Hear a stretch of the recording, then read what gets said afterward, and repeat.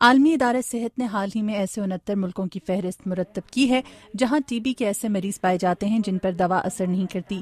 اس کی وجہ ایسا بیکٹیریا ہے جو انسان میں تپ دق کی ادویات کے لیے مدافعت پیدا کرتا ہے۔ عالمی ادارہ صحت کے مطابق دنیا بھر میں ہر سال 25,000 افراد اس کیفیت کا شکار ہوتے ہیں۔ ڈاکٹر مارگریٹ چین عالمی ادارہ صحت کی سربراہ ہیں اور کہتی ہیں کہ اس مسئلے کا فوری حل ڈھونڈنا ناگزیر ہے۔ آپ اسے ٹائم بام کا نام دیں یا کچھ اور کہیں، یہ ایک بہت خطرناک صورتحال ہے۔ طبی ماہرین کہتے ہیں کہ زیادہ تر چین اور بھارت جیسے ملکوں کے لوگ اس مسئلے کا شکار دکھائی دیتے ہیں، جس کی ایک وجہ وہاں پر مریضوں میں مرض کی درست تشخیص کا نہ ہونا یا پھر علاج کے لیے غلط دوائیں دینا ہے۔ ڈاکٹر نیرج مستری صحت عامہ کے شعبے سے منسلک ہیں۔ وہ کہتے ہیں کہ بھارت میں بہت کم ڈاکٹر ایسے ہیں جو ٹی بی کے مریضوں کو درست ادویات دے رہے ہیں۔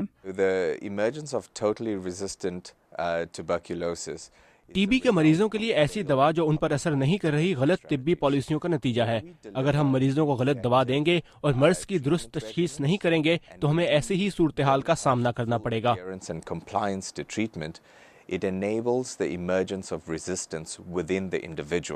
طبی ماہرین کہتے ہیں کہ ٹی بی کی دوا کے خلاف مریضوں میں پیدا ہونے والی قوت مدافعت کی وجہ سے کسی نئی اور مؤثر دوا کی اہمیت ناگزیر ہو گئی ہے، جبکہ تپ دق سے بچاؤ کے لیے ویکسین کا استعمال بھی مؤثر ثابت ہو سکتا ہے۔ تپ دق کے لیے ایسی ویکسین بنانے کی ضرورت ہے جو ہر عمر کے افراد پر استعمال کی جا سکے، نوزائیدہ سے لے کر معمر افراد تک۔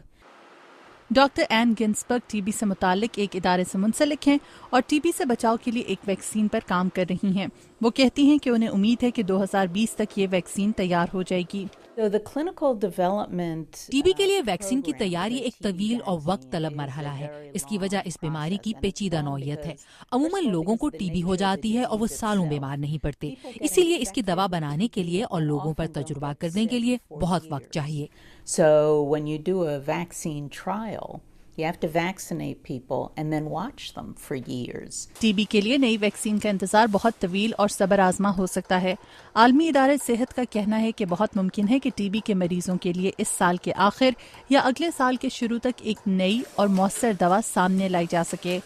ودوشی سنہا کے ساتھ مدیحہ انور، اردو VOA۔